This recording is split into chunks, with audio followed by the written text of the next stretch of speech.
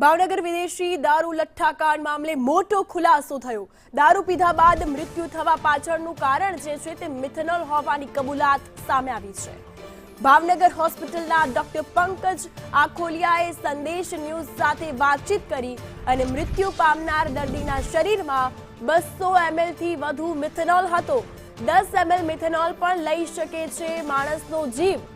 તો મિથેનોલ હોવાનું સામે આવ્યું છે અને મિથેનોલ જે છે તે કિડની અને આંખો પર ગંભીર અસર કરતા તબિયત લથડે છે, એટલે મૃત્યુ પામનાર દર્દીઓના શરીરમાં 20 લોકો મરી શકે તેટલા મિથેનોલની હાજરી જોવા મળી છે।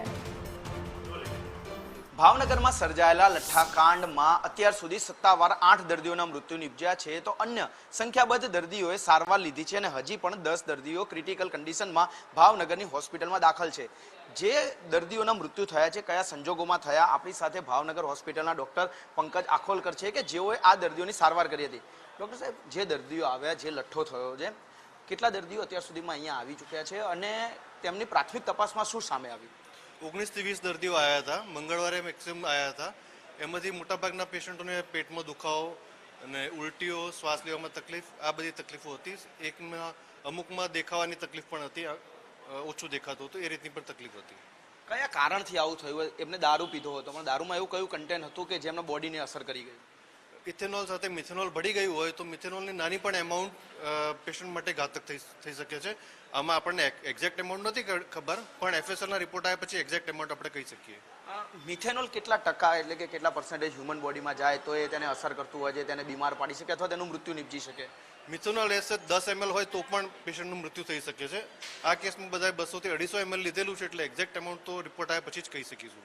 200 થી 250 ml જો કોઈ વ્યક્તિ આ મિથેનોલ કન્ઝ્યુમ કરી જાય, ખાઈ જાય કે પી જાય, તો તેના બોડી ઉપર કયા કયા પ્રકારની અસર થાય, કેટલા કલાકની અંદર અથવા કેટલા સમયમાં તેનું મૃત્યુ થઈ શકે? કારણ કે અત્યારે 8 દર્દીઓના મૃત્યુ થયા છે, તેમનો સારવારનો સમયગાળો કેટલો રહ્યો?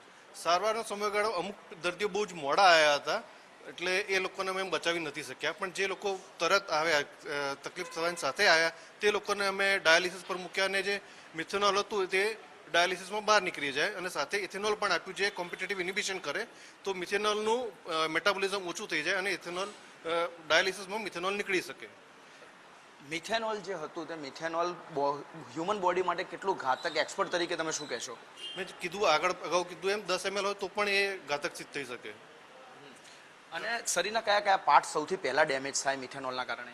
મિથેનોલના કારણે મુખ્યત્વે કિડનીને અસર કરે, એના કારણે એસિડોસિસ થાય દર્દીને અને કિડની અસર કરતી કામ કરતી ઓછી થઈ જાય। એસિડોસિસ થવાથી પેશન્ટને શ્વાસની તકલીફ થાય અને કારણ કે કિડની કામ નથી કરતી એટલે આપણે ડાયાલિસિસમાં એમને કિડનીનું રિપ્લેસમેન્ટ આપીએ, જેથી એસિડોસિસ ઓછું થાય। સ્વાભાવિક છે કે જે પ્રમાણે ડૉક્ટરનું કહેવું છે કે જેઓએ દર્દીઓની સારવાર કરી હતી, 10 ml મિથેનોલ જો હ્યુમન બોડીમાં જાય તો તે પણ દર્દી માટે ઘાતક હોઈ શકે છે, પરંતુ અહીંયા કેટલાક દર્દીઓ કે જેઓએ લઠ્ઠો પીધો હતો, દારૂ પીધો હતો, તેમાં 250 ml જેટલું હોવાની શક્યતાઓ છે, પરંતુ તે ફોરેન્સિક રિપોર્ટ આવ્યા બાદ ખબર પડશે। એટલે કે દર્દીઓએ, એટલે કે જે લોકોએ લઠ્ઠો પીધો હતો, દારૂ પીધો હતો, તેઓએ અતિ માત્રામાં મિથેનોલનું સેવન કર્યું હતું અને તે જ કારણ તમામના મોતનું બન્યું છે। હજી કેટલાક દર્દીઓ સારવાર હેઠળ છે, તેમના જે રિપોર્ટ ચાલી રહ્યા છે તે બાદ હકીકત સામે આવશે કે ખરેખર તેમના શરીરમાં કેટલા પર્સન્ટેજ મિથેનોલ હતું, જે દારૂનું સેવન કર્યું હતું તે તેમના માટે કેટલું ઘાતક રહ્યું, તે તમામ જે રિપોર્ટ છે તે એફએસએલ અને ફોરેન્સિકના રિપોર્ટ આવ્યા બાદ સ્પષ્ટપણે ખબર પડશે, પરંતુ દર્દીઓના મોત મામલે મિથેનોલ જવાબદાર હોવાનું અત્યારે સત્તાવાર સામે આવી રહ્યું છે। કેમેરામેન નિલેશ પટેલ સાથે જિગ્નેશ પટેલ, સંદેશ ન્યૂઝ, ભાવનગર।